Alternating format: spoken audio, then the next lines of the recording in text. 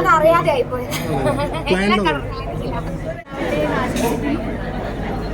മാനുടെ costume നന്നായിട്ടുണ്ട്.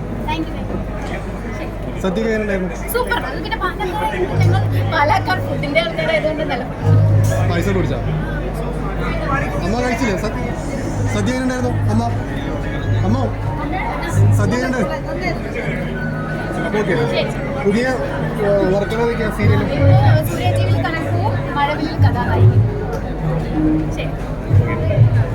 ആശംസ പറയാൻ പറ്റുമോ? സൈഷൻ അവരുടെ ഡിയറസ്റ്റ് സിസ്റ്ററാണ്. ഭയങ്കര സ്നേഹമുള്ള ചേച്ചിയാണ്. ഭയങ്കര സ്പെഷ്യലി ഒരു ഒക്കേഷൻ. ഒരുപാട് സന്തോഷവും ഐശ്വര്യ എല്ലാവിധ വിശ്വസും ഒരുപാട് സ്നേഹവും സന്തോഷം. സൗഹൃദത്തെ കുറിച്ച് ഐശ്വര്യ ഭയങ്കര ക്ലോസ് കമ്പനിയാണ്. എവിടെയാണെങ്കിലും നമ്മള് കല്യാണത്തിനായിട്ട് വന്ന നാട്ടിലുണ്ട്. നിങ്ങൾ നീല സാരി സെലക്ട് ചെയ്യാൻ കാരണം ലക്ഷ്മി ചേച്ചി നീല സാരിയാണ്. അതറിയാതെ ആയിപ്പോയി. അങ്ങനെ അറിയാതെ ഒരു പ്ലാനിങ്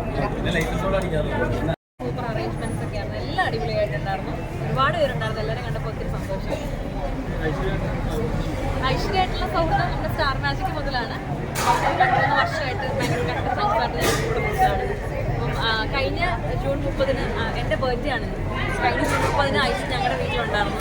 ഈ ജൂൺ 30 ഐശ്വര്യൻ്റെ കല്യാണം. അപ്പോൾ അതിൽ ഒരുപാട് സന്തോഷം.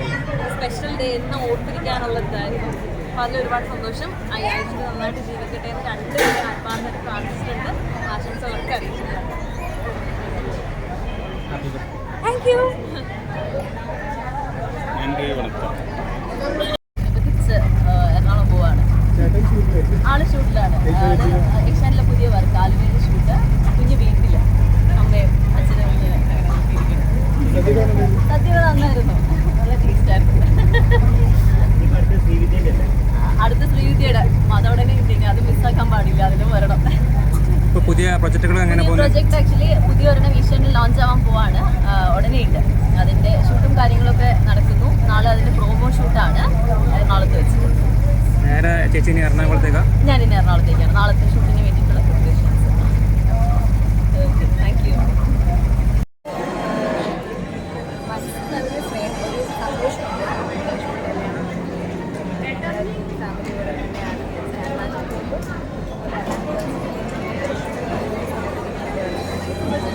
കല്യാണം